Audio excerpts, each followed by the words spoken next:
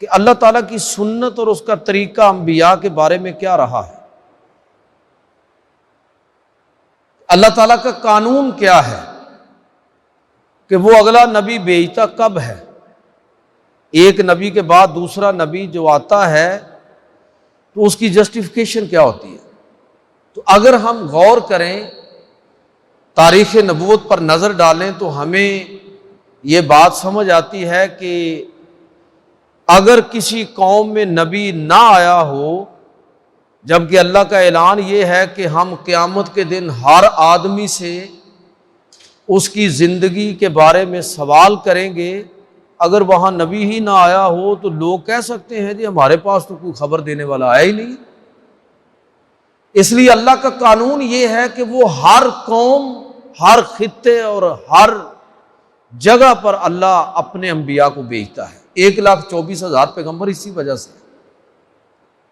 ہم ان کے ناموں سے یا ان کی زندگی سے بے شک واقف نہ ہوں۔ تو پہلی چیز یہ نظر آتی ہے کہ اگر کسی قوم کی طرف نبی نہ آیا ہو تو تب اللہ نبی بھیجتا ہے۔ تاریخ نبوت پر نظر ڈالنے سے دوسرا جواز کسی پیغمبر کی بعثت کا یہ ہے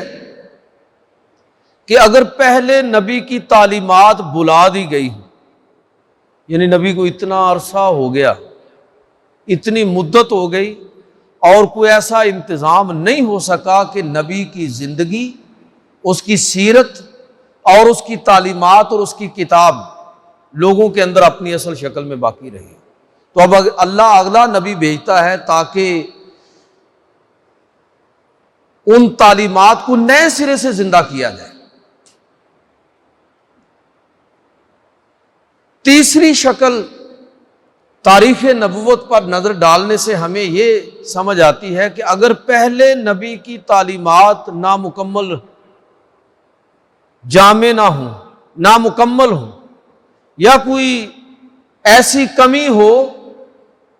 کہ بعد والے نبی کے ذریعے اس کو پورا کرنا مقصود ہو، تو اللہ تعالیٰ دوسرا اگلا نبی بھیج دیتا ہے۔ اور ایک چوتھی شکل یہ بھی ہے کہ اللہ رب العزت بسا اوقات اپنے کسی نبی کی درخواست پر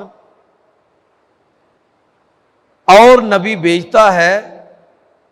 تاکہ وہ اللہ کے پہلے نبی کی معاونت کرے، ان کی مدد اور نصرت کرے، جس طرح کہ حضرت ابراہیم علیہ السلام،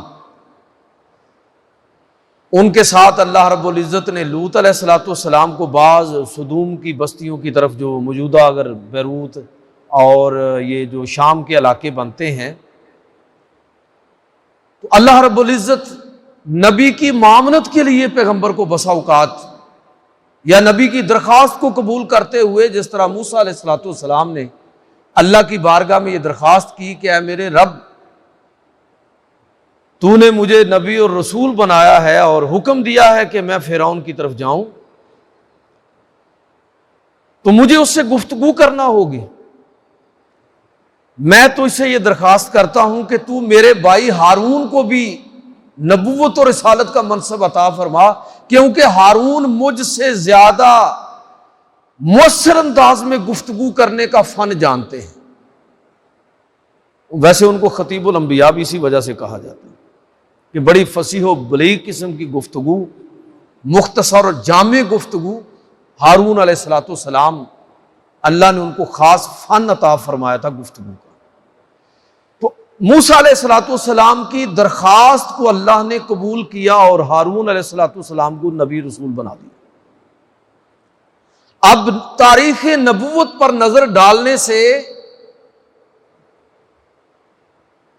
نبیوں کی بعثت کے جو جواز ہمیں وہاں نظر آتے ہیں، جو کسوٹی وہاں پر نبی کی بعثت کے لیے ہمیں نظر آتی ہے، عقلی طور پر جب آپ پیغمبر علیہ السلام کی زندگی پر غور کرتے ہیں تو آپ اس نتیجے پر پہنچیں گے کہ عقلی طور پر ایسا کوئی جواز یہاں موجود ہی نہیں۔ جب وہ جواز موجود نہیں تو حضور صلی اللہ علیہ وسلم کے بعد کسی اور نبی کی نہ ضرورت ہے اور نہ ہی اس کا کوئی جواز موجود۔